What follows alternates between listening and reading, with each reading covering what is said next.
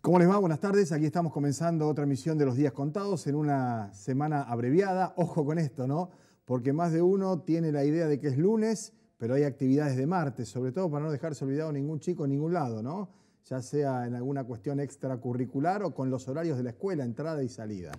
Bueno, lindo fin de semana hemos tenido con buen tiempo, luego con lluvia, fresco, por lo que decían los colegas.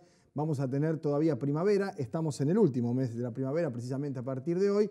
Y hoy es una jornada especialmente importante en la ciudad de Rosario porque ha comenzado el juicio a los monos, juicio oral y público que se va a extender durante bastante tiempo, más allá de la feria, y en la medida en que haya demoras, dilaciones, estrategias de la defensa, como para poder efectivamente prolongar alguna de estas cuestiones, va a ser bastante más largo de lo que inicialmente se suponía. Para tomar contacto ya directamente, para meternos con la información, para saber en qué instancia estamos ahora, nos vamos con nuestro móvil de la Gerencia de Noticias de Telefe Rosario. Evelyn Arach está trabajando en el Palacio de Justicia, el nuevo edificio, desde muy temprano. Evelyn, gracias y buen mediodía.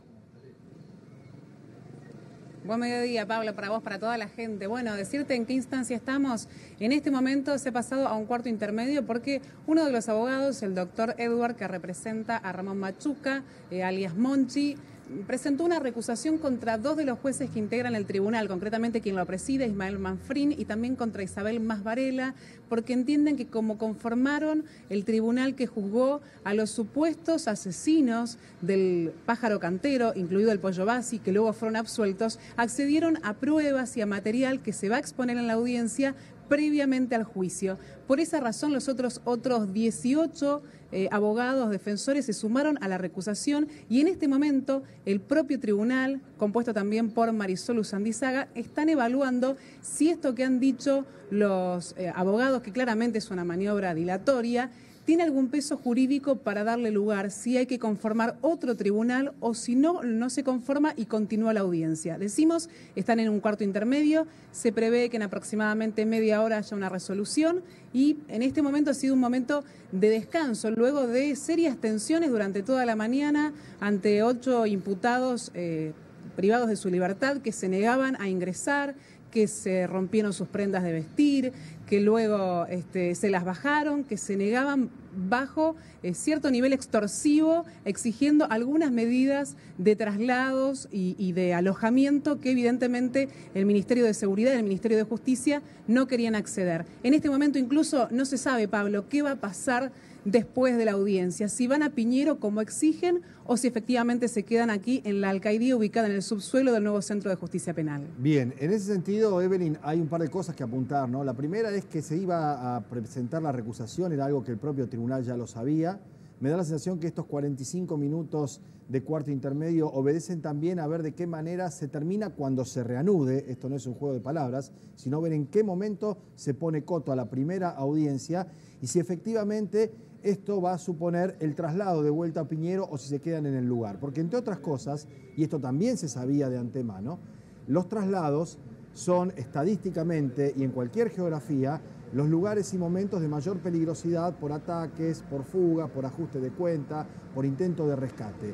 Y la cuestión diurna, en ese mismo sentido, que no haya luz de día, claridad, también apunta como elemento definitivo a la hora de saber qué es lo que va a ocurrir, ¿no? Dependerá de lo que decida el tribunal, en un clima que a mí me gustaría como una pincelada, dejando de lado lo estrictamente informativo, sino tus sensaciones, tu estado, tu presencia en ese lugar, que describe un sitio de la ciudad de Rosario, donde, por ejemplo, se suspendieron las clases prácticamente en la escuela que está enfrente del Palacio de Justicia, porque la directora le había dicho a los chicos que fueran con sus papás a clase si iban ese día. Muchos decidieron directamente no ir, donde hay bares que incluso han cerrado, donde hay actividad que ha mermado en todo ese barrio, que es la zona donde comienza Barrio Hospitales y se va hacia el oeste, ¿no? Me gustaría que nos describas los momentos, la llegada, la mañana y ya transcurridas 4 o 5 horas desde el momento en que estaba presupuestado comenzar el juicio? Bueno, en principio nosotros preveíamos un operativo de seguridad con más efectivos, ¿no? Se habló de 150 efectivos, pero la verdad es que muchos estaban en el interior de este lugar, no hubo tanto afuera, no vimos helicóptero, por ejemplo, que estaba previsto que sí hubiera, o por lo menos que tuviera una mayor presencia. En el momento de ingreso, muy temprano, las primeras horas de la mañana, pasadas las 7 de la mañana, ingresaron dos tráficos con los detenidos privados de su libertad adentro, y justamente después de eso lo que observamos es que el barrio no repuntó nunca, no hubo nunca movimiento, y probablemente tenga que ver con el temor, ¿no? Desde los padres de la escuela y los docentes hasta el resto de la gente, salvo los bares, por ejemplo, que está ubicado en la esquina de Rueda y Mitre, u otros bares de la zona que han tenido una presencia importante de abogados, de familiares, de periodistas. El resto de los lugares han permanecido absolutamente quietos y realmente con cierto grado de temor en torno a lo que se preveía, que iba a ser esta causa. Claro. Ahora es evidente que el barrio ha cambiado, va a cambiar, especialmente después de estas circunstancias, pasado este juicio, porque más tarde o más temprano terminará. Habrá que acostumbrarse la gente que vive en ese lugar a otro tipo de movimiento y de dinámica, ¿no? Lo otro que también te quería preguntar era dentro de la sala, porque había cantidad de uniformados con pasamontañas, con armas. Esto genera también una situación difícil, compleja, ¿no? Un clima tenso, ¿verdad? Sí, un clima tenso también. La ubicación de la sala de prensa ha sido cuestionada por algunos periodistas porque, por ejemplo, es un balcón que está en un tercer piso y la sala de audiencia está en el segundo piso. Para bajar al baño o para bajar a tomar agua o para hacer cualquier diligencia, el periodista tiene que pasar por delante de los imputados para poder salir. Esto a algunos periodistas le generó cierto grado de inseguridad, ¿no? Esto de estar permanentemente en contacto, escuchando lo que alguno decía al pasar, algún trabajador de prensa, no es una situación por lo menos cómoda. Si me dejas decirte respecto a la sala. Lo otro es que la sala quedó chica. Pablo, pensemos que son 25 imputados, 19 abogados, más los fiscales, más los jueces, que eran los únicos que tenían un lugar, si se quiere, más o menos cómodo. El resto, todos muy apretados. Me parece que no se previó una sala de la dimensión de la que va a tener este juicio, que además es extenso, por lo menos en esta primera parte que se investiga la asociación ilícita, ¿no? Hasta el 28 de diciembre. Bien, perfecto, Evelyn. Muchísimas gracias por tu participación en el programa. Seguimos tu trabajo, por supuesto, y le decimos a los televidentes que tendrán toda la información en la edición de la noche de nuestro noticiero. Muy amable, ¿eh? Hasta luego. Muchísimas gracias. Evelyn Arach, directamente desde el lugar donde se está sustanciando el juicio a los monos, y algunas consideraciones que vamos a hacer más adelante seguramente en torno a qué se está juzgando, cuál es la estrategia. Aquí está la perspectiva de la defensa, que se sabía iba a presentar la recusación.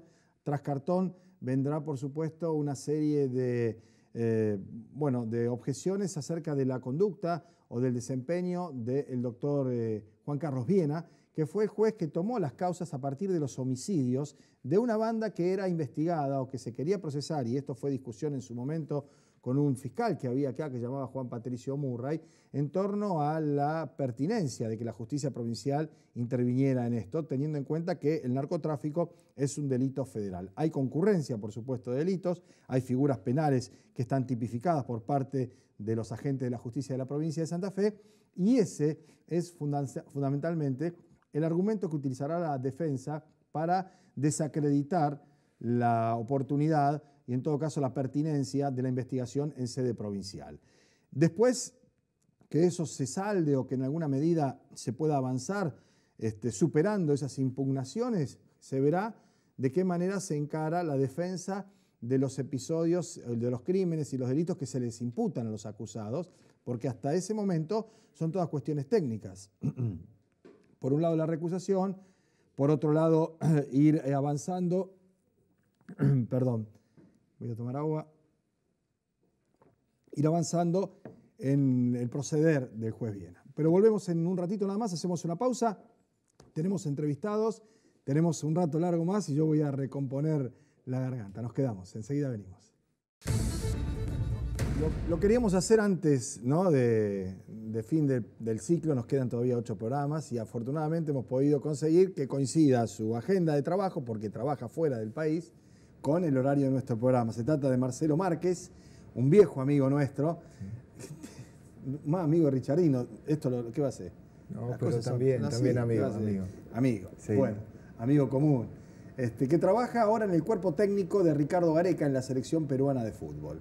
A lo mejor alguno de ustedes lo recuerda, Marcelo Márquez trabajó en Central mucho tiempo también. Si no tengo entendido mal, vos te fuiste cuando esta comisión directiva tomó el club y así fue. Te dijeron, así bueno, fue. Márquez, no necesitamos más que trabaje. Trabajando. Qué visión, ¿no? Bueno, al margen de eso, te fuiste a trabajar con Gareca, al que ya conocías de Vélez. Exacto, cuando él llegó a Vélez en el 2008, empecé a trabajar con él, hice toda su campaña en Vélez Sarsfield. Bien. Digo esto como carta de presentación. Marcelo es psicólogo, es además profesor de educación física y en este sentido ha trabajado con muchos deportistas de la ciudad, incluso algunos que me tocan muy de cerca, en la preparación para determinadas circunstancias, eventos, campeonatos, competencia, entrenamiento y demás, ¿no?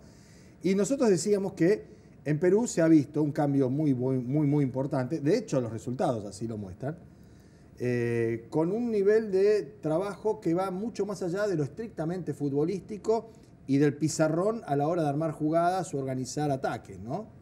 En ese sentido, la llegada de Gareca produjo un cambio cualitativo a la selección de Perú y vos formás parte de ese cuerpo técnico. Sí, y lo planteas bien, porque en realidad fue un trabajo en conjunto con un gran comando técnico, como se estila decir en Perú, donde participan ayudantes de campo, profesores, asistentes de video, y la idea fue esa, ¿no? Poder trabajar desde un lugar diferente.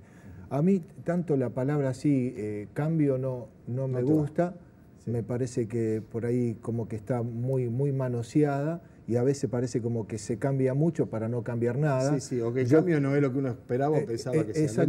Exactamente. Y sí se planteó, y eso fue algo que Ricardo lo hizo desde el primer momento, una horizontalidad y poner al jugador local al mismo nivel que el jugador que juega en el extranjero. Bien. Entonces, mientras tenga la nacionalidad peruana, puede integrar la selección nacional. Bien.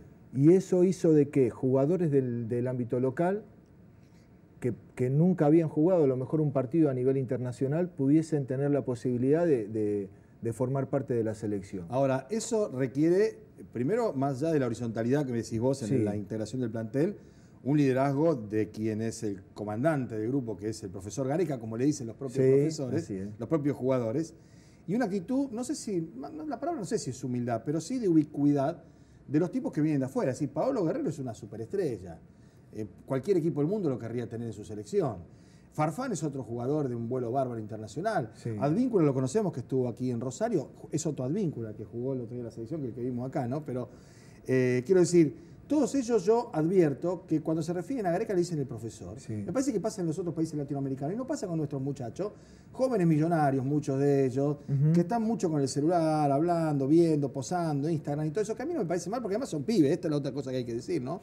Pero me parece que hay una situación de pertenencia, de trabajo de grupo, en el que evidentemente lo que ha hecho Gareca, lo que haces vos, les ha modificado los comportamientos, ¿no? Tiene que ver con las ganas que demuestran de poder estar.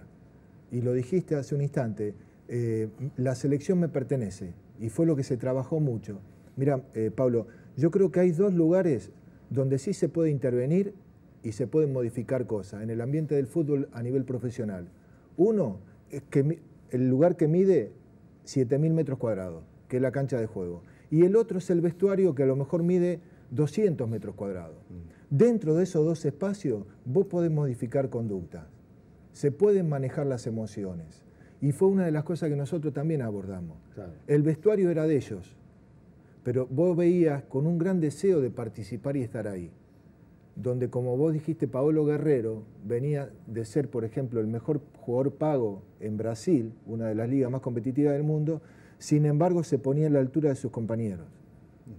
Y los compañeros reconocían eso, ¿no? El festejo fue con la camiseta de Guerrero. Totalmente, Claro. sí, es nuestro capitán. Claro. Paolo es nuestro capitán, Y el nuestro capitán líder. va a estar, ¿no? Digo, la sanción ya está, Sí. se terminó, un episodio superado completamente. Exactamente. Bien. Sí, él va a estar en el próximo Mundial. Bueno, te hago esta referencia sí. de Guerrero porque es el jugador emblemático y demás, pero veía también Farfán, es otro jugador que ha jugado en Europa Sí. también mucho tiempo. Veía cómo esos jugadores tienen una actitud diferente y en alguna medida, y yo no soy ni chauvinista, ni creo que el fútbol sea la patria, ni mucho menos, pero sí hay un país, un respaldo, una cantidad de gente que está a la expectativa, al punto que se paralizó Perú y el día siguiente Sí. fue feriado. Esa es una decisión política del presidente, Tal que uno cual. puede estar de acuerdo o no, pero la tomó él. Pero los jugadores me da la sensación que jugaban al fútbol, jugaban a la pelota, sabían la responsabilidad que tenían, pero como decías vos, ¿no? Esa mochila de representar 30 millones, es decir, eso No. les juega en contra. Si vos no trabajás bien eso. Fue otra de las cosas que también abordamos, ¿no? Cuando empezamos a nosotros tener posibilidades concretas de clasificar y estar dentro de lo que era primero los 4 y después el repechaje, fue una de las cosas que dijimos, no nos hacemos cargo de la expectativa de los demás. Y esto no significa una postura egoísta o que no me interesa el ciudadano, no me interesa el hincha, al contrario, como me interesa tanto, lo que necesito es estar liviano. No existe posibilidad alguna, Pablo, de que ni un deportista, futbolista, atleta, nadador, cualquier deportista de alto rendimiento que se quiera hacer cargo de la expectativa de los demás, juegue suelto un partido. No hay forma. Ese estadio estaba totalmente lleno, sin embargo nosotros pudimos con esa situación. Incluso venir a la Argentina de visitante, pibes que me decías vos, por primera vez entraban a la Bombonera o a un estadio de visitantes Sí. contra Argentina, nada menos con lo que representa el nombre, ¿no? Y Messi enfrente y esos jugadores. Y justamente una de las cosas que se hizo fue trabajar que más allá del escenario, si se jugase en la cancha de River, en la cancha de Boca, nosotros dentro de esos 7.000 metros cuadrados podíamos manejar esa situación. Recuerdo una foto cuando se está cantando el himno, que una de las cosas que también hacemos es abrazarnos, esto de que también para un peruano no hay nada mejor que otro peruano. ¿Por qué decimos esto? Porque antes había una mentira, es decir, que antes se decía que no había nada peor para un peruano que otro peruano, y no es así. Cuando vos tenés un objetivo común y una meta, el enfoque es claro. Y en la cancha de Boca pasó eso. Detrás de nosotros había una bandera que decía el templo del fútbol. Y después lo retrabajamos porque verdaderamente qué lindo jugar ahí, ¿no? Qué lindo jugar ahí, ¿no? Y poder jugar y hacer tu fútbol, tu juego. Ahora, esa es la base del equipo que va a viajar seguramente a Perú. Uno dice y escucha a muchos periodistas deportivos diciendo, bueno, el trabajo empieza ahora. Usted empezaba hace mucho, ¿no? Porque decían, en el caso de Sampaoli, no te voy a hacer opinar de un técnico de otro equipo. Pero claro, tenía que juntar, estuvo 2 partidos, 3, después de echar a 2 directores técnicos, juntar a este, a aquel y demás. Bueno, ahora empieza a armarse la selección que va a jugar la Copa del Mundo, ¿no? Hay por delante 7 u 8 meses. Sí. Ustedes se van a ver con qué frecuencia, con qué periodicidad, cuál es el esquema de trabajo, cuál es el plan. Presumo que después de esta clasificación viene el presidente y después Gareca, ¿no? Quiero decir, esto es una exageración. Pero digo, Gareca es un ídolo nacional en Perú ahora. Es muy querido. Claro. Es muy querido, pero con su perfil muy siempre pasa totalmente desapercibido y él tiene muy claro como conductor de grupo que es y con esa sabiduría de que el verdadero protagonista es el jugador.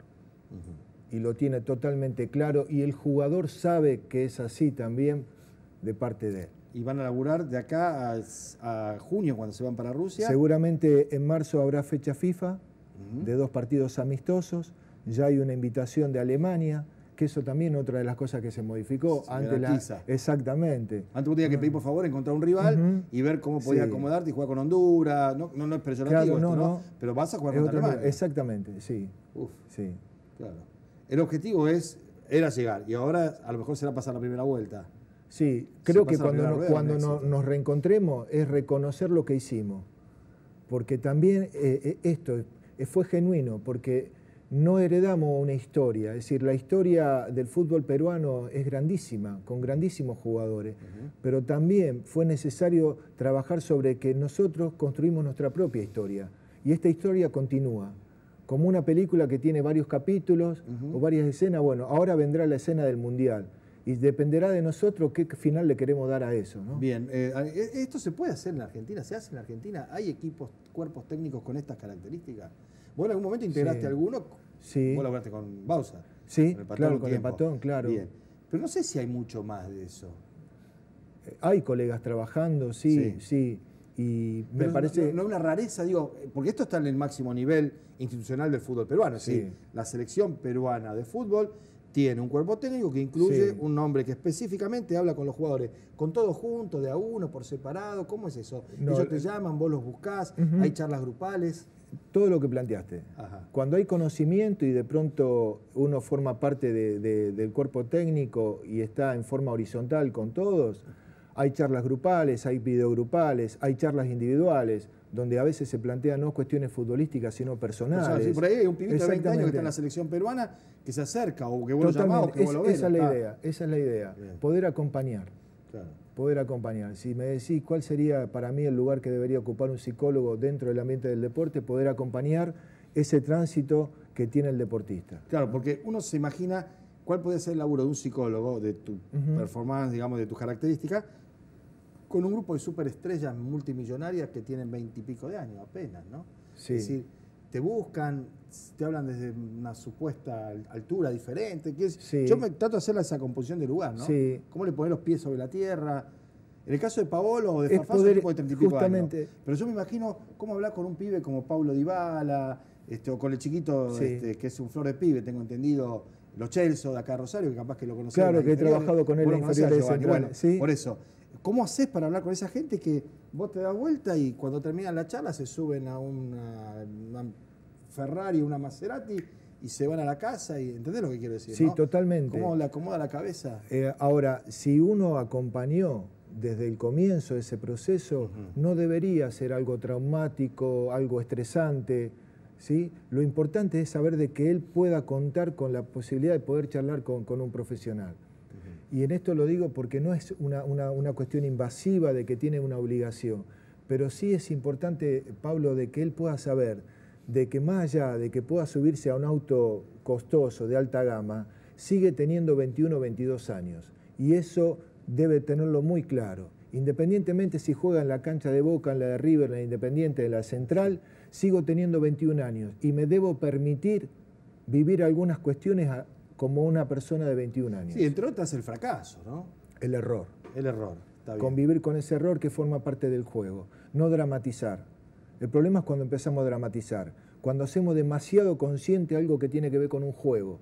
Claro. Porque ahí aparecen cosas sí, ahí aparecen que los agarros, las lesiones, los yerros. Totalmente que no son agradables. Porque te iba a preguntar Exactamente. eso. En el fútbol argentino hay una docena de jugadores de primera, de alta rendimiento, con rotura de ligamentos cruzados. Yo digo, eso no puede ser porque las canchas están malas o porque están mal entrenados. Debe haber algún componente en la cabeza cuando uno está propenso y se le bajan las defensas, digamos, ¿no? Sí, hay componentes mecánicos que tienen que ver a veces con su forma de correr, de frenar y demás. Hay componentes de cansancio físico, donde de pronto el músculo o el ligamento dice basta, ¿no? Para que no se rompa y ahí algo tiene más. que ver el entrenamiento y la preparación física, ¿no? Sí, y cómo llega el jugador a ese momento de partido, y también hay un componente psicológico. Cuando la lesión se hace de forma recurrente, ahí claramente hay un condimento psicológico. Y eso no hay manera de resolverlo sin abordarlo. Un abordaje. Exactamente. Si no es más hielo, más reposo y entrenar de otra manera. Es también trabajar allá. Un trabajo, sí. Bien. Bueno, te quedás un tiempito acá, después volvés a Perú. Volvemos también a Perú. Nos quieren en Perú. Mucho, yo decía, sin saber mucho. esto del fútbol, o sin que pasara esto del fútbol, que Perú es uno de los pocos lugares donde los argentinos somos realmente bienvenidos, y gracias a San Martín, ¿no? Creo yo esto. En otros lugares de América Latina no pasa esto de arranque, ¿no? En Perú sí. Y ellos reconocen también y esto de estar al lado nuestro cuando fue Malvinas. Bueno, sí, eso nosotros que fue más contemporáneo, pero también esto de que nosotros pudimos ayudar y se sintieron muy bien haciendo eso. Bueno, y lo recuerdan. Muchísimas gracias por venir. No, gracias, un gusto. gracias a vos, Y Pablo. bueno, vamos a ver cuando pase la Copa del Mundo, a dónde te llevan los vientos. Ojalá. A lo mejor te trae para el barrio de vuelta. Okay. Muchas gracias. Gracias. Nos vamos a la pausa, enseguida volvemos, tenemos un tramo más con algunos cuantos temas nacionales, internacionales y locales, porque como hoy es martes, pero parece lunes, vamos a hacer una reseña de lo que ha ocurrido el fin de semana, con elecciones en Chile, con cambios en el gabinete que se analizaron por parte del gobernador de la provincia, Miguel Lifschit, con anuncios del presidente, con la historia del submarino. Vamos a volver con 10 minutos por lo menos por delante para abordar todos estos temas. Ya estamos. Bueno, muy bien. Vamos a completar las cuestiones informativas. Se reanuda aproximadamente en 5 minutos, eso es lo que nos dicen desde tribunales, el juicio. Vamos a estar siguiéndolo, por supuesto, a lo largo de las audiencias, con el concurso de colegas y periodistas que están allí acreditados de distintos medios. Lo vamos a tener, por supuesto, con el día a día. Hablando de día a día, el fin de semana, el viernes, y vamos por etapas, el gobernador Lifschitz se reunió con los dirigentes del Frente Progresista, los dirigentes del NEO, este nucleamiento radical, cuyo referente fundamental es el vicegobernador Carlos Fassendini, y con la gente de su propio partido. 2 cuestiones en el temario. La primera, el recambio ministerial. Va a haber 5 modificaciones, 2 obligadas porque Contigiani asume como diputado nacional y deja la vacante en producción, González asume como ministro de Salud, deja como ministro de Salud porque asume como senador por el departamento de la capital, le dan salida a Julio Schneider y a Matasso, el ingeniero Matasso, porque son pertenecientes al sector de Corral que jugó en contra, en rigor, pero no como frase hecha, ¿no? Que jugó en otra lista en contra de la del gobierno por el cual había sido elegido en su momento Corral, porque este es el otro elemento. No es que desde antes ya se sabía, Corral fue electo por el Frente Progresista y ahora sus hombres que trabajaban dentro del gobierno de Miguel Lifschitz tributaron a otra lista, que es la que encabezó Albor Cantar para la elección de diputados. Esos 2 se van también. Y hay un quinto ministro que va a dejar su cartera, que es el titular de Medio Ambiente, Jacinto Speranza, por ninguna de las razones precedentes, ni porque asuman en otro lado, ni porque pertenezca a Corral, sino que obedece a una cuestión funcional de reestructuración. Tan importante como estos 5 cambios son los cambios que no se harán, o en todo caso las ratificaciones. Por un lado, y en el mismo día en que se procesó al comisario Rodríguez por la cuestión de las horas extras que estaban en las escuchas con Puyaro y demás, Lifschitz ratifica en el Ministerio de Seguridad a Maximiliano Puyaro, que dicho sea de paso, mañana irá a la Cámara de Diputados de la provincia de Santa Fe, a la comisión, a hablar en una reunión privada, sin acceso de la prensa, ni otra gente que no sean los legisladores, a dar explicaciones o en todo caso a contestar las preguntas que se les ocurran a los legisladores sobre este asunto. También ratifica a Silberstein, que en algún momento se pensó que podía ser reemplazado, y fundamentalmente a Pablo Farías, que es el ministro de Gobierno, que en su momento había sido relegado a la hora de la campaña porque en las primarias tenía un protagonismo que ya no tuvo en la elección general y se suponía que ese corrimiento en la campaña podía devenir luego en una salida del gabinete. Nada de eso va a ocurrir. Estos serían los 5 cambios. Los nombres se van a conocer sobre fin de mes. Ya se especula con algunos, como en el caso de la doctora Uboldi o Leonardo Caruana, para salud. En el tema de Caruana, la resistencia está en que no lo quieren dejar ir de Rosario, pero no solo porque lo piensan como un eficiente, y de hecho lo es, secretario de Salud Pública de la municipalidad, sino como algo más para más adelante, ¿no? Si bien es mucho tiempo el que resta de aquí a una eventual candidatura para futuras elecciones, una cosa es si se va a la provincia y otra es si permanece en la función en la ciudad de Rosario. Para el área de producción, los nombres de Pablo Morín y de Sergio Buchara, que tienen una línea productivista, industrialista, con mucha presencia en el territorio, son los que suenan más fuerte.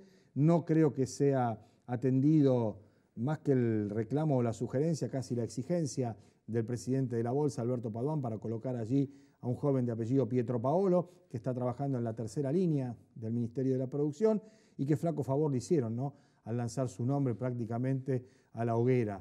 Después, los otros cargos serán conversados también con la gente del NEO, del radicalismo, para que haya presencia radical en el gabinete, en el área de obras públicas, también de medio ambiente o eventualmente también las de ciencia y técnica, que son las vacantes que han quedado habilitadas. Eso en cuanto a la provincia y el viernes. También el viernes se conocía la noticia, un poco antes, del submarino argentino San Juan, que se perdió contacto y que se han iniciado tareas de rescate. Hay 9 países trabajando para tratar de dar con el paradero del ARA San Juan.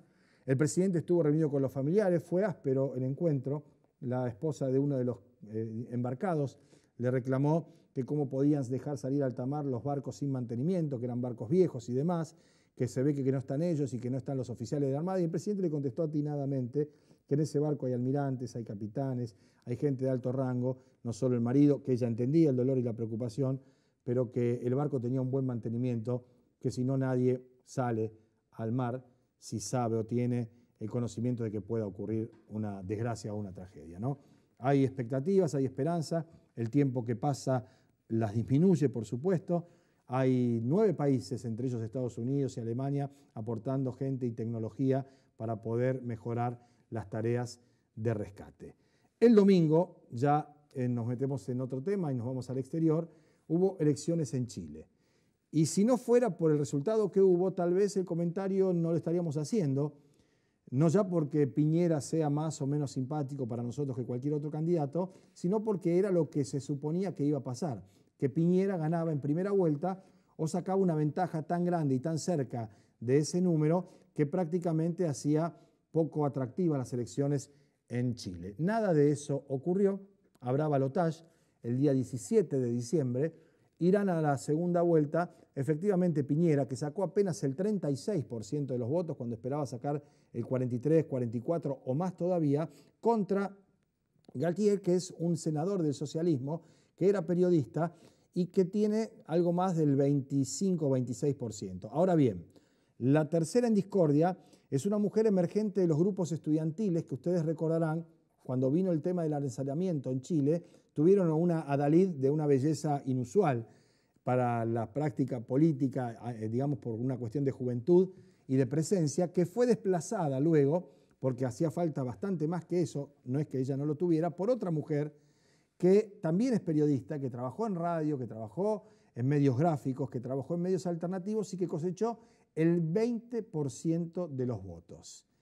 Ese 20% que iría al senador socialista, más el 26% propio, más cerca del 7% que sacó Miñani, que es otro senador de izquierda, más a la izquierda que los candidatos que estábamos hablando, le daría una muy buena chance a un hombre del socialismo que venía más o menos a ver qué pasaba, a poder triunfar en las elecciones en Chile. Y si esto ocurriera, sería un caso realmente significativo de freno o de tabique a una avanzada neoliberal que se está dando por toda América Latina con distintas características. Porque hay que decir que en Brasil, para que esté Temer donde está, no hubo elecciones. Hay que decir que en Ecuador ganó el candidato de Rafael Correa, más allá de que después se hayan distanciado o enemistado. Hay que decir que en Paraguay veremos qué es lo que ocurre y que en Brasil, si no hay proscripción y persecución a Lula, es muy probable que sea Lula da Silva el próximo presidente. Digo, todo esto en un contexto de una América Latina que está atravesando un momento de nuevo endeudamiento con liderazgos de otras características, en alguna medida antitéticas con lo que fue la década pasada en toda América Latina, ¿no? Me parece que es un fenómeno para prestarle atención lo que está pasando efectivamente en Chile, el resultado, lo que pueda ocurrir el 17 de diciembre cuando se lleve adelante la segunda vuelta. Dicho esto, y habiendo compartido con ustedes algunas cuestiones del ámbito local, también provincial, nacional y hasta internacional, los invitamos a que nos reencontremos mañana a partir de las 13:30 y ya probablemente con información más firme que vaya ya al fondo de la cuestión en el juicio histórico a los monos en Rosario. Ha sido un gusto, nos encontramos mañana, hasta entonces.